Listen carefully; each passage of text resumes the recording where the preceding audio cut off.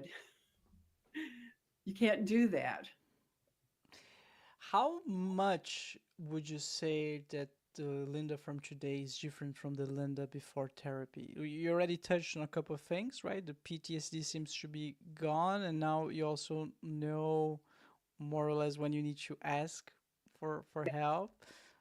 Could you describe a little bit of the differences?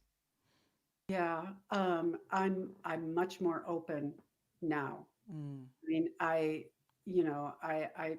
spent the first 20 years of my adult life trying to keep everything under control and under wraps, and um, that was tough. And the other thing is, I was the first I was the first girl to be born in my mother's generation, my mom and dad's. And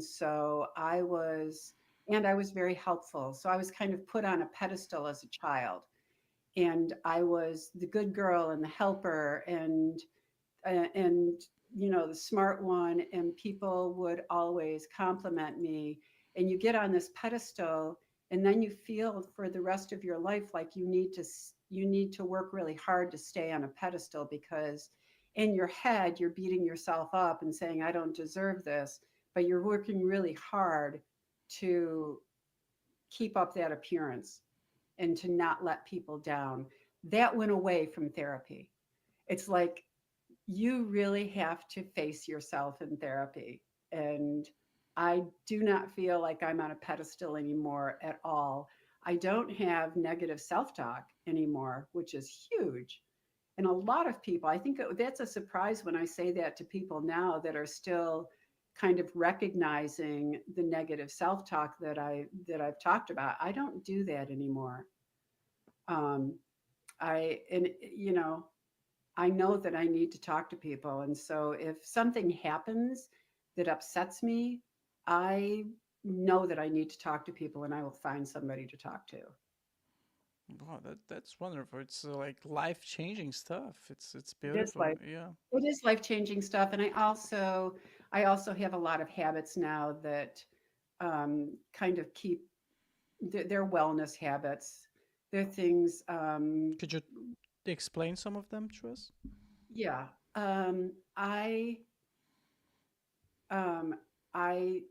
am a well, I had gained and lost weight throughout my entire adult life, and I'm a Weight Watcher, and I keep my weight down now, and I still attend meetings, much like in AA, where the best way to not gain weight again is to just keep going and get that support. And it's community again. It's hearing support from other people that remind you of things that are good to do. And I get exercise much more regularly than I ever did.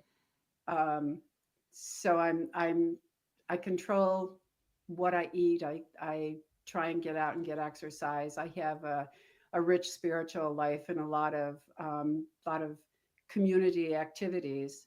So a lot of socialization, and I read a lot. I think that's really important, and I try and write. So those healthy habits um, to keep going in a positive direction. But I also am just very grateful now. I don't feel like I need anything more in my life. Um, that was another aha moment that I had probably about 8 years ago. Um, of just I was sitting by a lake. It was a warm, sunny day. The water was calm, and I just appreciated the way it felt to be sitting there, to be calm, and to have the sun shining on me. And I said to my husband that I just felt really grateful, that I didn't want anything else in my life. And we talked about that. And I realized that I had spent a lot of years always feeling like I needed more, that the next thing would make me happier. And it was because I wasn't looking in the right places. I wasn't looking at what I already had. Um, and I realized that there are there are good things and bad things in all of our lives. And we can either focus on the stuff that we have, the stuff that makes us happy and enriches our lives, and be grateful, or we can look at the stuff that we don't have that maybe somebody else has, and we can be jealous or resentful or whatever, and that will make us sad. So when I kind of realized that I was just feeling really happy to be sitting in the sun by calm water, and that I could see things from that perspective, I have carried that perspective with me now ever since then. And I was always an optimistic person, but I think I'm a much more grateful person now than I ever was in my life. And my husband, who was just a really brilliant and wonderful man, passed away 4 years ago. And I really thought that I would get depressed when he passed away, but I was just so grateful to have had him in my life. Um, he was my second husband. My first husband and I decided to split up. We are still good friends and still have a lot of love between us. But he married a woman who was perfect for him, and I met my brilliant second husband. So I've been so grateful that my husband was in my life. Wow, that's beautiful. Yeah.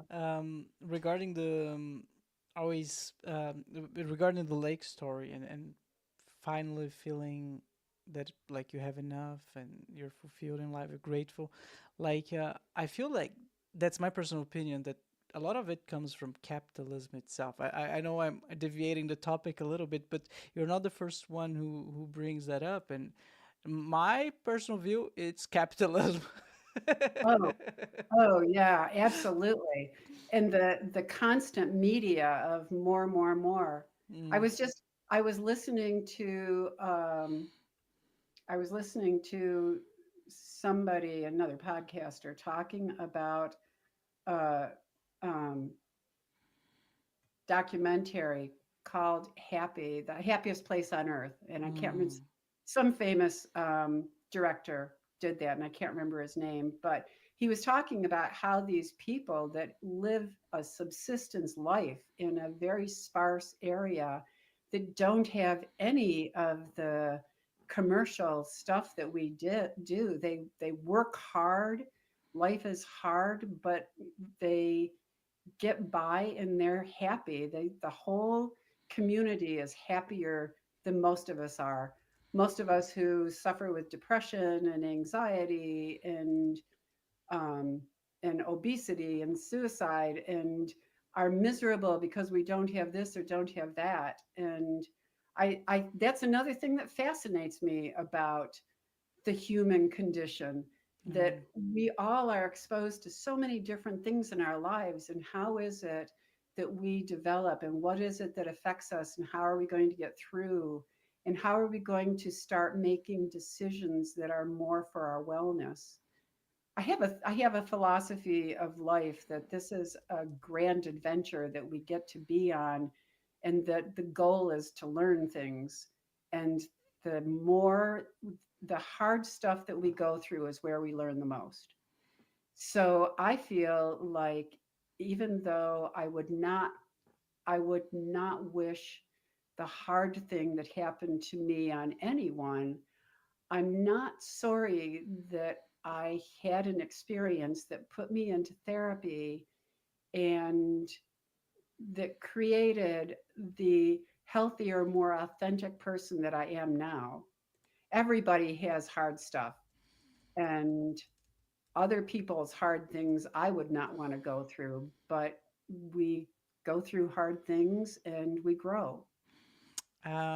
Yeah, I couldn't agree more. It's a beautiful message, and yeah, I just remember something that I saw online the other day. I'm gonna share with the audience, is the cycle of history. Oh, it's kind of, and let me try to get a bigger image here.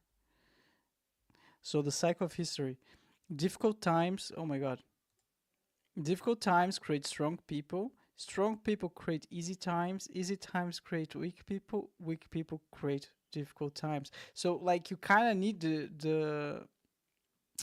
difficult times shape you, basically. That's what I wanted to get at. Absolutely. They make you strong. And um, I was just talking with my daughter-in-law too about doing some things that really scare us. Yeah.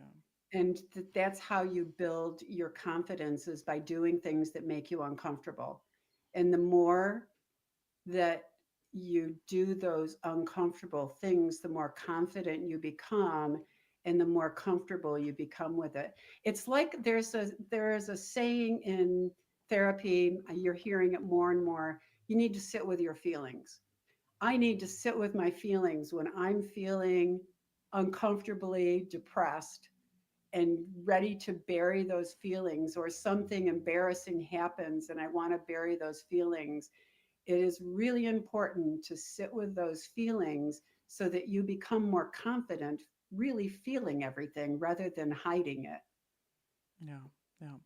Um, still talking about that, still talk about hiding feelings, and you mentioned a little bit throughout the podcast that the word avoidance, right? You would avoid certain situations or certain feelings, but you did had two marriages with wonderful men, from what I hear. How the avoidance and hiding or not trying to feel your feelings interfered, or this pattern interfered at all with your marriages? Oh yeah. Yeah. So in my first marriage, um, my first husband was very confrontational.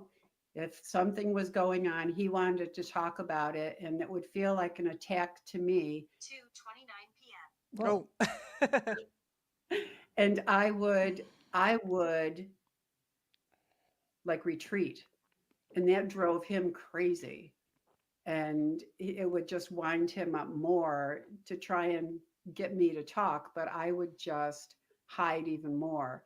After therapy, well, as we were going through therapy, we both went to therapy together and realized that we probably were not going to be happy together. And so we split up, and he met somebody that was really wonderful. And then I met my husband. And by the time that I met my second husband, and he had talked about some of his past relationships. And I said to him, if I hadn't had that 5 years of therapy, I don't think you would be interested in me, because I was, and he talked about how self aware I was. Um, and that he wished he could be that self aware. He was very much so, but I was very self aware by the time I met him. And that was due to therapy and all of the work that I did. So if it wasn't for therapy, you wouldn't be so self-aware to understand yourself and be able to actually talk about your feelings. So it was Yeah. thanks to therapy that you were able to have a successful second marriage. Yeah. That was the most wonderful part about that relationship is how much we talked. And we talked about everything. And it felt wonderful. And what incentivized you to go to therapy was the rape incident. Uh, yeah, Yeah. I didn't really have a choice after the PTSD started. So because of a awful situation, awful incident, something, if I dare say, something beautiful came out of it, like a successful second marriage, right? Yeah. Yeah. Yeah. And that's why people that go through hard things and they plow ahead and they don't try and go around it or avoid it and they learn from it really do become stronger people. And if you can combine that with gratitude for everything you've got, that's a very wonderful way to live. And everybody has hard things. Everybody. Yeah, yeah, yeah, that's true. Um, all right, Linda. So I have two more questions. The first question is, how much do you think sharing your story is helping? I'm sure it's helping a lot of people, of course, but how much is helping you personally? I have known since I was a teenager that my purpose in life was really to help other people figure out life. Like I said, I'm psychology of the human experience fascinates me, but I felt very